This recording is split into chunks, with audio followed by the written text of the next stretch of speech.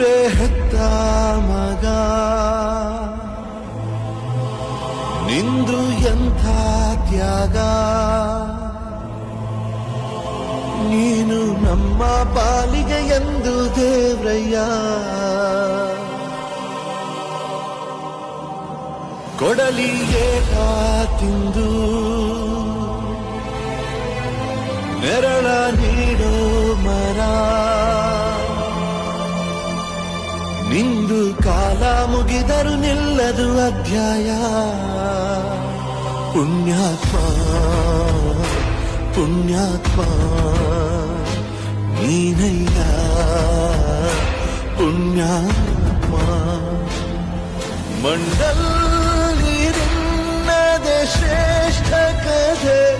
ಶ್ರೀಮಂತ ನೀನಯ್ಯ